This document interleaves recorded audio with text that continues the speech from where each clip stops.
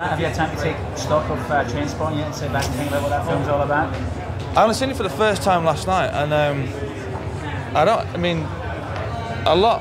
like the British public are going to get the subtle ironies in it and all that, and the dialogue's great, but whether people in America are going to get it, I don't know. But I come from Manchester, and you know, so I mean I know all about that culture and that subculture. But that's me. I mean I don't know whether a lot of middle class Americans are going to get it, or even understand what half these Scottish people are going on about in it, because I couldn't even understand the dialogue half the time. I'm like, what's he going on about? Do you think it's a tremendous achievement though from Hodge, MacDonald and Boyle? Definitely, absolutely. Yeah, I mean it's the way it's not like an overbearing film about drugs or anything like that. It's about just how mundane junkies' lives are, really. I just thought it was like really well done, and the young lads who were acting in it, they're just outstanding. Really. Do you think you could draw an analogy with what's happened with your band as well with this film? That there's people who've just been starved of this kind of thing and have just embraced it. Well, I mean, our group's all about being honest and being real, and I think Trainspotting is just an honest, real, you know, film, and it just tells it like it is, really. You know, there's a lot of swearing in it and all the rest of it, and there's a lot of, you know, stuff that maybe your mum and dad wouldn't like to see, but that's real life. You know what I mean? I mean, stuff happens, you know. Is it true that you refused to make music for the Trainspotting soundtrack because you thought it would be a boring movie about people spotting trains? Nobody told me. Why was it not called fucking heroin fucking, I don't, you know, why did it not say in the title? I'd never heard of Irving Welsh. I'm not very intellectual, I don't read books. And I was like, Trainspotting? About fucking spotting trains? Nah, you're all right, mate. And little did I know, you know, it'd go on to be one of the great British films of all time.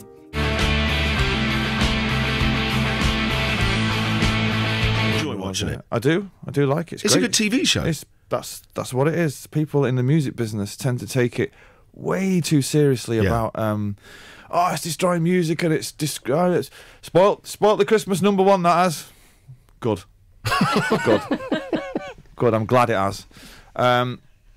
It's great television. I do like it. I particularly like when the live sing-off started. I think that bit last week was a bit unnecessary because they must have known that they were going to have to vote somebody off, and that's why they were picking novelty. That's why they picked that woman Goldie, because they knew they were going to get rid in the first week. Yeah, I found that quite. When you see the kids crying on there, it's quite difficult. Well, there was Amelia, the girl who's got a really good voice with the red pink hair. Yeah, yeah. Who's only like 16.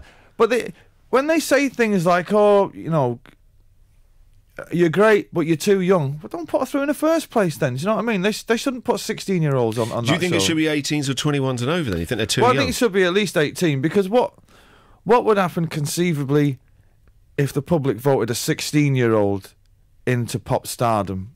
I mean, you know, that's... What, you think it's just too much too soon? I'd feel offended that it took me 27 until I was famous. I think like. But you said you were lazy. You were up to no good. But in those years, out of order, you know. But no, but it's difficult enough to deal with, particularly for a girl. Do you know what I mean? Not the silly edition with the fucking dinosaurs in it, the original. I was 10 when this came out, and I still believe that galaxy is going on somewhere, a long, long time ago and far, far away. And even now it looks state of the art. You know it's a big guy from Cornwall in a furry gorilla suit, but it doesn't really matter. It deals with the most basic premise of good versus evil, and someone got to rescue the girl, but you've got to admire someone with the vision to invent an entire language. It blew my mind, and I can't wait for it to blow my son's mind. Then I'll be able to say to him, wait until you find out who his Luke Skywalker's dad is. That will bend his head. Fuck Blade Runner. Blade Runner is Radiohead. Star Wars is Oasis. It's cinema's most concussive blooper. A moment best described using words and sounds. It comes in and bam. It was a blooper that went on to capture hearts and minds. And memes. It made me the man I am today. I am not ashamed to say that I cried. I was the stormtrooper who bumped his head. This man from Manchester, however, believes it to be a fake blooper. A flooper. But it's actually not a blooper though, because he means to do it. There's clearly a stormtrooper wouldn't bang his head. He meant to do it. He was doing that thing. You know, he was psyching himself up before he went, you know, smash some rebels up. I don't think it's a blooper. I think he meant it. If I could meet the stormtrooper that deliberately banged, was, you know, psyching himself up on the top of the Death Star, I'd say to him, you know, everybody thinks that that was an accident and that they kind of, you know, they forgot to cut it out of the film. A blooper, they call it. And he'd say, what's a blooper? And I'd say, I don't know, it's a silly word that's been invented. Well, clearly, it's deliberate because they'd have cut it out otherwise, right? All that money, and left it in. I don't think so. Stormtrooper deliberately psyching himself up by banging his head must rank as one of the top 375 moments in filmatic history. I think it'd be a one-off. I mean, people said that about Pulp Fiction, but only Tarantino can write like Pulp Fiction, can't he? Because he's the man, you know. And there are so many great moments of great dialogue in that film. The sign of great art is what happens afterwards, and this film changed everything. Even the black suit and the black tie look came back in, and before that only waiters wore it. The beginning is the end, but you don't realize it first.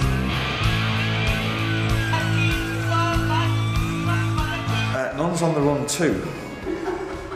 I think it is by far and away the far superior film in the Nuns on the Run franchise, and it's full of social comment, satire, and men in dresses. What could be better? Possibly up there with Clint Eastwood.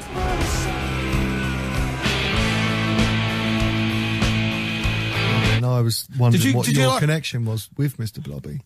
I didn't have any connection with him, but I did when he was on in the 90s or in the 80s. Was it the 80s or the 90s? 90s. I was obsessed with him because he just kind of turned up and trash everything like a drunk pink mask. I thought it was anarchy. I thought it was the future. What did you make of him? I thought it was rubbish. Why? I just liked his blobby. Yeah. Dude, it makes me laugh now. Do you like it? I know. Do you know what? I thought it was tongue-in-cheek, meant to be rubbish, wasn't it? It wasn't meant to be like, here's the future. No, but I like the fact that he would just destroy everything. I'm going to get a load of DVDs and I'm going to play them to my children. I'd love that. Wonderwall. It was. Have you seen the film Wonderwall? No. Right. Well, it's a 60s art house film, and it's a guy, and he lives in a flat, and the girl next door is kind of a bit kind of wacky and psychedelic, kind of young, floaty 60s chick, and he looks through the wall, and it's kind of, he goes into her world. Is it George Harrison? Yeah, well, he does the music for it, and that was his Wonderwall. So it's a metaphor for looking through a wall, illegally for perving at women.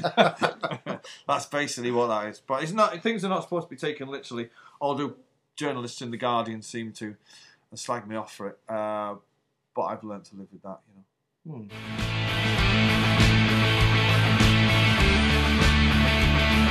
For the good, the bad, and the ugly, because it was made in the year that I was born, 1967, and it's just beautifully written and brilliantly shot. And it's a great story about greed and hope and good versus evil. It's fucking mega. And if no one's ever seen it, Clint Eastwood is at his coolest. It's possibly the greatest film of all time.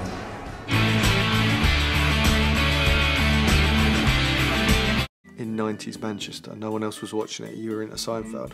What was it in Jerry Seinfeld, in the show Seinfeld, that you identified with? The eating of cereal at 2 o'clock in the afternoon. Right. Sarcasm. The ambivalence towards the important things in life, and yet obsessing about the stupid little fucking absurdities. Funny, the movie about Oasis. Were you pleased with that? Yeah, it's a cracking film. I'd recommend it. Yeah, it's good. I like it. It's nice that it focused on the glory years, and it didn't. Actually, to the producer's credit, he said we were going to make a film acknowledging whatever the anniversary was. There's always an anniversary in the music business, and he said we're not going to do the downside. We're going to focus on this 2.5 years from when you signed off to when you walked on stage. And I said, what did you say? 2.5 years?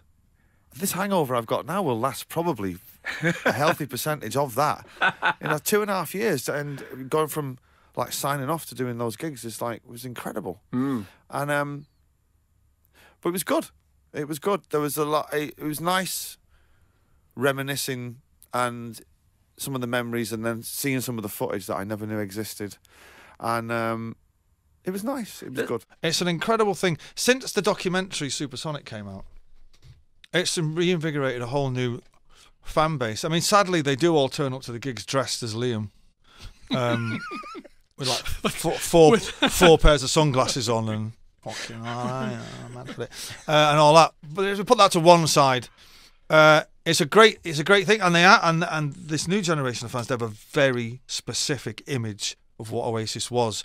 So the new stuff that I'm doing, they fucking hate it, right? Which makes me want to do it a little bit more, because I'm like, you little fucking idiot, you're only 15, what the fuck are you? You're only 10 when the band broke up. Fuck off.